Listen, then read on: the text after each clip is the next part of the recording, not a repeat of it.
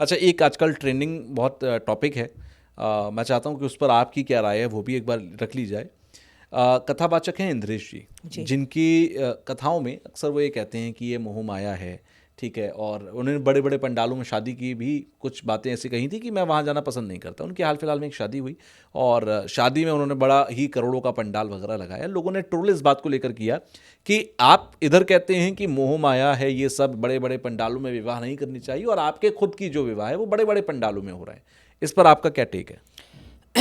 कुछ तो लोग कहेंगे, लोगों का काम है कहना। और इंद्रेश जी के बारे में जानने से पहले उनके पिताजी के बारे में जी। जानिए। कभी भी आप बात करिए कि वो किस परिवार से आते हैं। और देखिए, जब लोग आपको ज़्यादा बढ़ते हुए देखते हैं तो आपके बारे में बात ज़रूर करते हैं। आपको जो भी आपने जानकारी ली वो आधी अधूरी है। इंद्रेश जी ने हमेशा ये कहा कि लोग मुझे शादी और पंडालों में बुलाते हैं, पर मैं नहीं चाहता एज ए कथावाचक अगर वो मुझे वहाँ एज ए मैं शाहरुख खान की तरह या अमिताभ बच्चन की तरह मैं नहीं जाता। अमित जी को आपने कभी किसी शादी में देखा? नहीं देखा। लेकिन शाहरुख खान जी को देखा। अभी रिसेंटली हमने एक दिल्ली की शादी में देखा। बिल्कुल। उन्होंने कहा मैं ऐसे गेस्ट जाना पसंद नहीं करता, मुझे ऐसे बड़े बड़े पंडालों में जाना पसंद नहीं। ये नहीं कहा कि बड़े बड़े पंडाल लगाकर शादी नहीं करो। पहले सवाल का जवाब। जी। दूसरा, इंद्रेश जी लड़की नहीं लड़का है। लड़की के माँ बाप ने पंडाल लगाया, अपनी बेटी को शानो शौकत से एक कथावाचक के साथ दिया। वो उनकी मर्जी है, वो कितनी शानो शौकत से अपनी बेटी की शादी करें। हर पिता का एक सपना होता है, उसमें क्या बुरा है? दूसरा, आपने देखा किस सभ्यता और संस्कृति के साथ शादी हुई।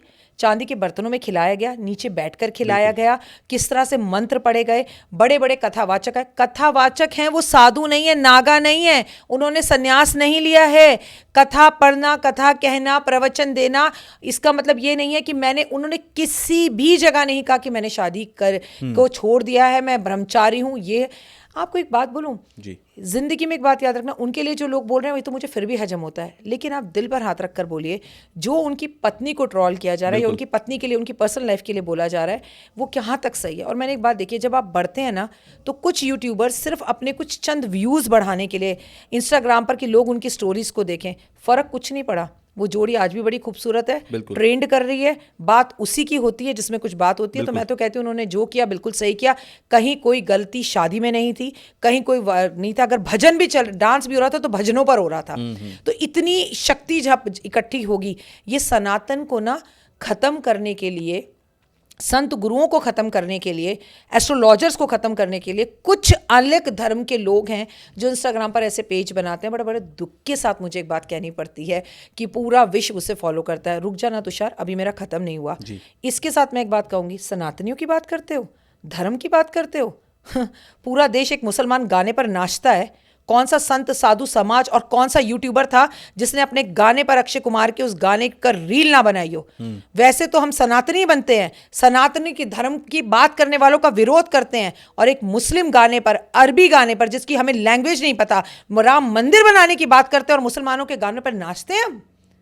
आप देख लीजिए, 2 गाने रिलीज हुए, बिल्कुल। चाहे वो बॉबी देओल का हुआ, इनका हुआ, नाच रहे हैं, थिरक रहे हैं मुसलमानों के गाने पर, और खुद को सनातनी बोलते हैं। और सनातन धर्म पर जो कथा कर रहा है उसको हम उंगली उठाते हैं और हम अपने आप को सनातनी बोलते हैं। आपको समझ भी नहीं आ रहा कि कितना बड़ा खेल चल रहा है। एस्ट्रोलॉजर्स पर रील बना लो, ये झूठी हैं, ये फर्जी हैं। सनातनी गुरुओं पर रील बना लो, इसने शादी करी, वो पहले से शादीशुदा। मैं तो हैरान हूं कि हम हिंदू ये कर भी रहे हैं। बहुत गहरा विषय है, लेकिन बिल्कुल। सोच नहीं रहे लोग। सनातनी गुरुओं पर उंगली उठ रही है और मुसलमानों के गाने पर पूरा देश नाच रहा है, फिर अपने आप को सनातनी कहते हैं। आपको क्या लगता है सनातनियों का सबसे बड़ा दुश्मन कौन है? खुद सनातनी। आपने कभी किसी मुसलमान व्यक्ति को, मौलवी जी हो, उनको कभी किसी और मौलवी जी की बुराई करते देखा है? मैं नहीं। आपको हजारों एस्ट्रोलॉजर दिखा दूं जो मुझे ट्रॉल करते हुए दिख जाएंगे आपको। बिल्कुल। सनातनी ही सनातनी का दुश्मन। और फिर हम सनातनी है ना, क्या हो गया? हमारे देश में गाने नहीं है?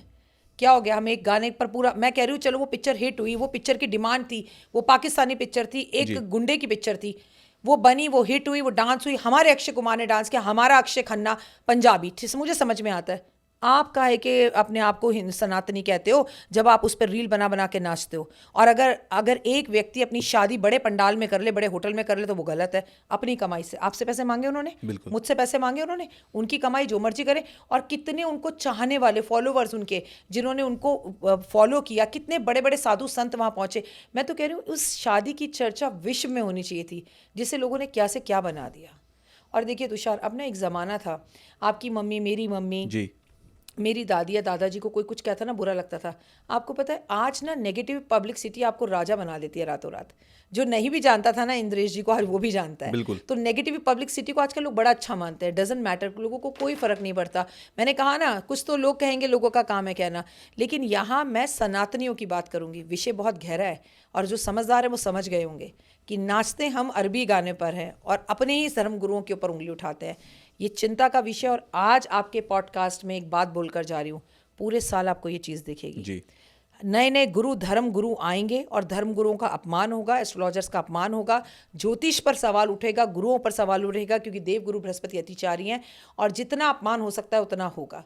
धर्म की लड़ाइयाँ होती हुई आपको दिखाई देंगी। और कब तक हम सनातनियों पर उंगली उठाना चाहिए? मैं तो आपके पॉडकास्ट के जरिए कहना चाहूँगी सरकार को भी, संत साधु समाज के ऊपर कोई उंगली उठाता है या उनके पॉडकास्टों पर ऐसी वीडियोस दिखती हैं, उन्हें तुरंत बैन करना चाहिए। कब सरकार जागेगी और साधु संत और समाज को बचाएगी? मंदिर बनाने से सनातन नहीं बचेगा, सनातनियों को बचाने से सनातन बचेगा। और दुख के साथ कहती हूँ कि सनातनियों को सनातनियों से ही बचाना है। ये बहुत बड़ी पॉइंट है कि सनातनियों को सबसे बड़ा खतरा सनातनियों से है। और अगर हम, क्योंकि आजकल देखिए यूट्यूब पे पॉडकास्ट के अंदर भी ना एक फेक गुरु का बहुत सारा ट्रेंड चलने लगा कि फेक गुरु कौन है। मुझे लगता है कि हमारा जो ज्ञान है हमें उससे आगे परोसना चाहिए, कौन फेक है, जजमेंटल नहीं होना चाहिए उन चीज़ों पर। एक आखिरी सवाल मेरा है, क्योंकि नए साल का जो पहला एक बड़ा त्यौहार होता है पूरे देश में मनाया जाता है, दैट इज़ मकर संक्रांति। मकर संक्रांति 2 मायनों में बहुत इंपॉर्टेंस रखता है। एक तो दान से भी जुड़ा हुआ है वो, उस दिन लोग बहुत ज़्यादा दान करते हैं। दूसरा शनि और सूर्य से जुड़ा हुआ है, सूर्य का साल है। मकर संक्रांति पे कुछ आप कहेंगे कि किस तरीके की चीज़ें करनी चाहिए, किस तरह की नहीं? 2 चीज़ों से और जुड़ा होता है, आपके व्यूअर्स को पता होना चाहिए। पहले तो सूर्य दक्षिणायन से उत्तरायण होते हैं और दूसरी बात, शादियाँ होनी शुरू हो जाती हैं, मांगलिक कार्य शुरू हो जाते हैं, क्योंकि खरमास शुरू हो चुका था और खरमास शुरू होने से सारे मांगलिक कार्य बंद हो गए थे। तो मैं आपको बता दूं कि स्वयं मकर राशि किसकी है? शनि की। और सूर्य अपने बेटे के पास साल में एक बार जाते हैं उसके घर में। और मैं आपको बता दूं मकर राशि शनि की प्रिय राशि है, ठीक है, उन्हें बहुत पसंद है। तो वहां पर पिता और पुत्र की जब मिलाप होता है तो ये देश के लिए भी बड़ा विभाजन ऐसा होता है कि मौसम में विवाद दिखाई देते हैं, झगड़े दिखाई देते हैं, राजनीतिक उथल पुथल दिखाई देती है। जैसे दक्षिण भारत के नेता और अभिनेताओं के लिए ये वर्ष थोड़ा सा कठिन है। अच्छा, ठीक है। मकर संक्रांति पर हमें दान जरूर करना चाहिए। कोई इसे मकर संक्रांति कहता है, कोई इसे खिचड़ी कहता है। इस पे खिचड़ी का दान किया जाता है, सूर्य को अर्घ दी जाती है, सुबह जल्दी उठा जाता है, गंगा स्नान किया जाता है, कंबल का दान किया जाता है, तिलों का दान किया जाता है और यहीं से मौसम बदलना शुरू होता है। पर अब दुर्भाग्य है, हमारे यहाँ पहले दिसंबर में सर्दी पड़ती थी और मकर संक्रांति तक आते आते सर्दी खत्म हो जाती थी, लेकिन अब मकर संक्रांति से ही सर्दी पड़ती है और वो मार्च तक खींचती है। तो मौसम कहीं ना कहीं इंडिकेशन तो दे रहा है। आपका बहुत अच्छा सवाल है, दिल खोल कर दान करें। 14 जनवरी 2026 को मकर संक्रांति है, 14 की है, इस बार 15 2 बार है, ऐसा कोई विवाद नहीं है। उससे एक दिन पहले लोहड़ी का पावन त्यौहार पंजाब में मनाया जाएगा और इस दिन आप कंबल दान करें, इस दिन सुबह जल्दी उठे, खिचड़ी का दान करें। चावल और काली दाल की जब खिचड़ी बनती है और सूर्य उदय के बाद जब आप खिचड़ी का दान करते हैं तो कहते हैं ये दिन सबसे खूबसूरत दिन होता है अपने पितरों को मनाने का। अपने घर में श्राद्ध पक्ष में जो आप पितरों की पूजा करते हैं वैसा ही करें। आपको कितना बड़ा भी पितृ दोष हो वो खत्म हो जाता है। पीपल के पेड़ की पूजा करें, सुबह जल्दी उठें, साधु संत समाज के लोगों को ऑरेंज कलर का शॉल दान करें। आपका जीवन खूबसूरत हो जाएगा। और इसी दिन से अपने जीवन के अंदर कुछ अच्छे नियम बनाएं कि मैं तब खाऊंगा जब मैं 4 लोगों को खिलाऊंगा। अब इसका मतलब ये नहीं कि 4 पराठे बनाओ और खिलाने चले जाओ। सुबह उठकर पक्षियों को दाना दे दो, गाय को रोटी दे दो, कुत्ते को बिस्किट दे दो, कटु गिलहरी को आप खाने के लिए कुछ चीज़ दे दो। 4 लोगों के मुंह में अन्न डाला, फिर अपने मुंह में अन्न डालो। ईश्वर की सदा कृपा पर रहेगी। अच्छा, लोग जो होते हैं वो खिचड़ी का ही दान करते हैं, लेकिन क्या सिर्फ खिचड़ी ही दान कर सकते हैं या और भी चीजें दान करनी चाहिए? सोना, चांदी, तांबा, जमीन, भूमि, मटका, पानी, खिचड़ी, कंबल, काले तिल और जूते, चप्पल, छतरी, सरसों का तेल, छाया पात्र, क्या ही बोलूं, क्या दान नहीं कर कुछ भी दान कर सकते हैं। मतलब पीपल के पेड़ लगाने से बड़ा पुण्य नहीं है। 100 वर्षों का भी अगर आपको पितृदोष हो वो खत्म हो जाएगा। मतलब इस दिन पौधे भी लगा सकते हैं, सबसे बड़ी बात, क्योंकि वो भी उसमें भी पीपल। चलिए, अच्छी बात है। मुझे लगता है आप सब लोग इन चीज़ों को मानेंगे और ये सब दान आप ज़रूर करेंगे। और साथ ही साथ आपका 2026 भी बहुत अच्छा होगा। आप आए स्टूडियो में, इसके लिए बहुत बहुत धन्यवाद। अगर आपको ये क्लिप पसंद आई है तो आप इसका पूरा पॉडकास्ट जरूर देखिएगा। उसका लिंक आपको डिस्क्रिप्शन बॉक्स में मिल जाएगा और वहां जाकर आप उस लिंक पर क्लिक करके फुल पॉडकास्ट को देखिए, एंजॉय कीजिए। कमेंट बॉक्स में मुझे जरूर बताइएगा कि आपको जो कुछ पॉडकास्ट में बताया गया वो कितना सटीक, कितना बेहतर, कितना नॉलेजेबल लगा, आपकी लाइफ में कितना वैल्यू एडिशन इसका हुआ। तो पूरा पॉडकास्ट देखकर फीडबैक देना बिल्कुल मत भूलिएगा।